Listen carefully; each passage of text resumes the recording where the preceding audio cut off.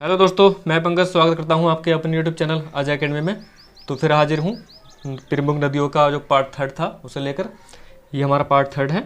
2 part हमने complete करा रखे हैं, तो ये पार्ट थर्ड और लास्ट पार्ट है नदियों का।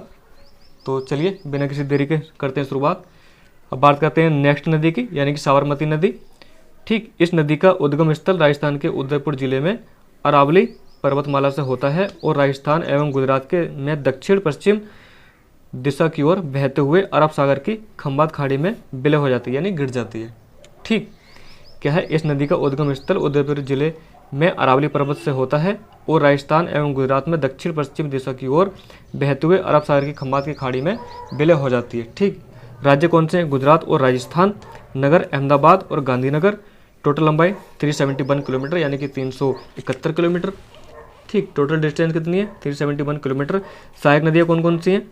ठीक, बाएं से कौन सी सहायक नदी है इसकी? बाकल नदी, हरनाब नदी, मधुवती नदी, हाथमती नदी और बात्रक नदी। ये सारी इसकी लेफ्ट साइड की नदियां हैं जो कि सहायक नदियां हैं या उपनदी।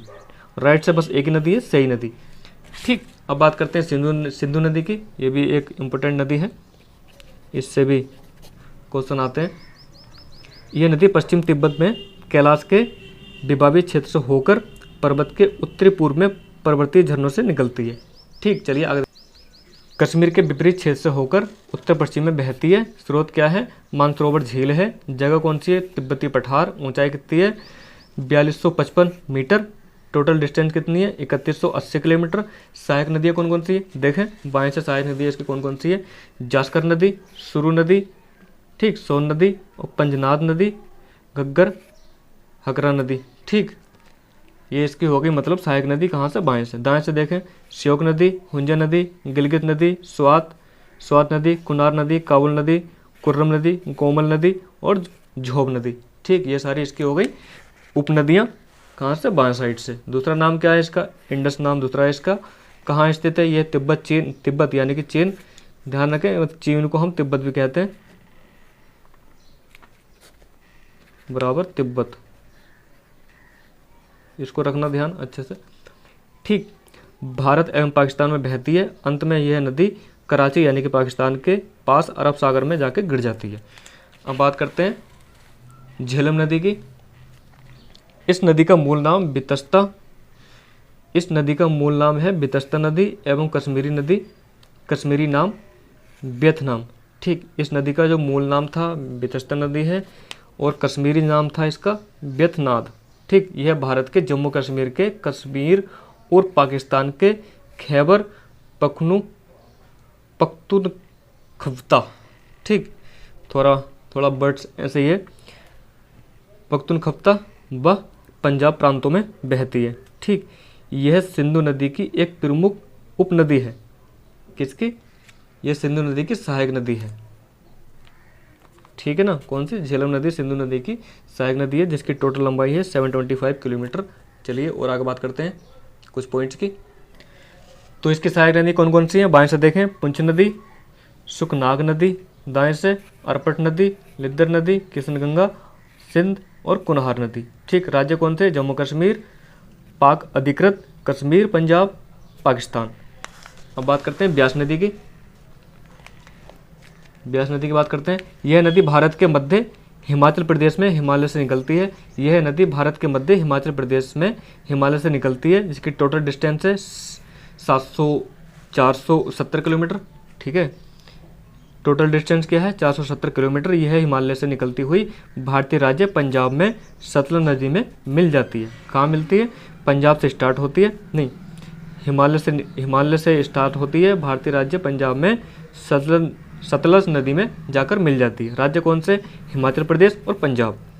ठीक, इसका जो एरिया है 20.303 किलोमीटर स्क्वायर। ठीक, बेसिन का आकार जो है। बांध कौन सा है? महाराणा प्रताप सागर बांध है। दूसरा नाम क्या है? अर्जकिया या बिपाशा। ठीक, इसका दूसरा नाम क्या है? अर्जकिया या बिपाशा। शहर कौन कौन से? कुल्लू, मंडी, बजौरा, पंडोह, सुजानपुर, टिहरा, नादौन और देहरा और गोपीपुर। ये सारे इसके शहर। ठीक, चलिए देखते हैं आगे। अब बात करते हैं चिनाब नदी की। यह नदी एचपी यानी कि हिमाचल प्रदेश के लाहौल और स्पीति जिले के ऊपरी हिमालय में टांडी में चंद्रा और भागा नदियों के संगम से बनती है।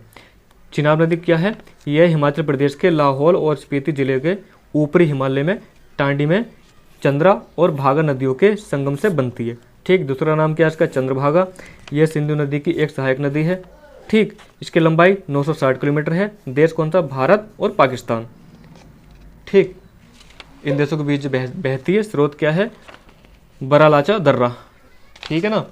अब देखते हैं, यह जम्मू कश्मीर से, यह जम्मू क्षेत्र से होकर पंजाब पाकिस्तान के मैदानी इलाकों में बहती है। ठीक, इस पर कुछ परियोजनाएं हैं। कौन कौन सी हैं? बगलीहार परियोजना, दुलहस्ती परियोजना और सलाल परियोजना, सलाल जल विद्युत परियोजना। ये सारी इसकी परियोजना हो गई। अब बात करते हैं नदी नंबर 22 यानी कि रावी नदी की। यह नदी उत्तरी भारत में बहने वाली नदी है। इसका पुराना नाम क्या है? परुसड़ी नदी इसका पुराना नाम है।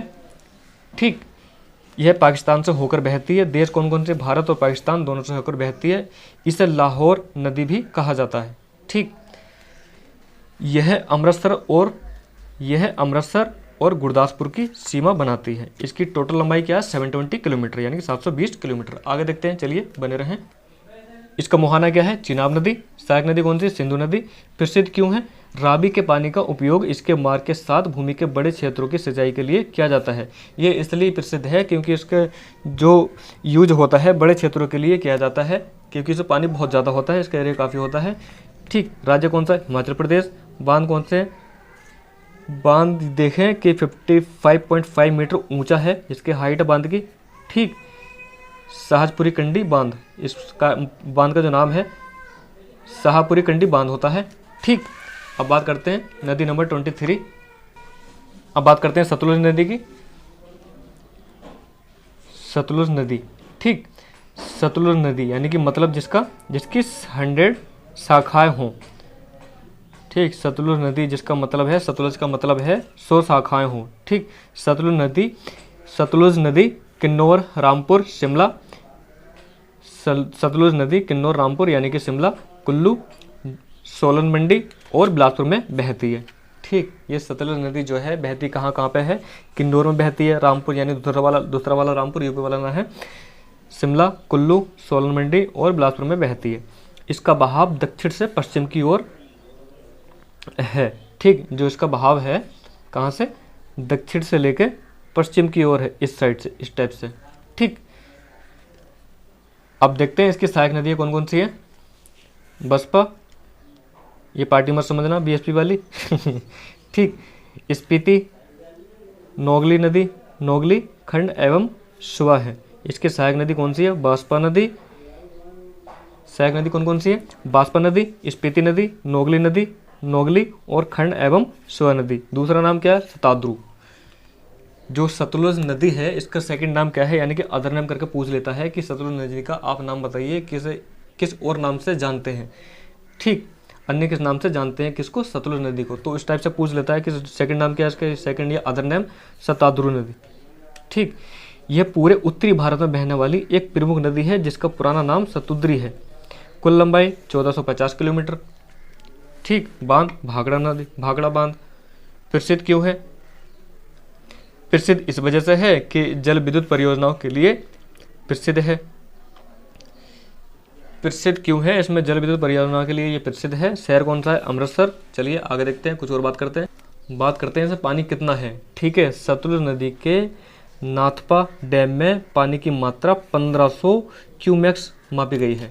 ठीक, भाखड़ा नागला बांध को गोविंद सागर बांध भी कहते हैं। दूसरा नाम इसका क्या है? भाखड़ा नागला बांध का जो सेकंड नाम है वह गोविंद सागर बांध है, गोविंद सागर झील। ठीक, अब बात आती है क्यूमेक्स यानी 1500 क्यूमेक्स। 1500 क्यूमेक्स यानी कि 1 क्यूमेक्स बराबर कितना है? 35.314667। ठीक, सेंटीमीटर घन पर सेकंड। ठीक है, तो क्या है 1 क्यूमेक्स के बराबर? देख लें आप क्या है, 1 क्यूमेक्स के बराबर होता है 35.314667 घन पर सेकंड। ठीक है, तो अब लगा लो आइडिया कि कितना हो सकता है।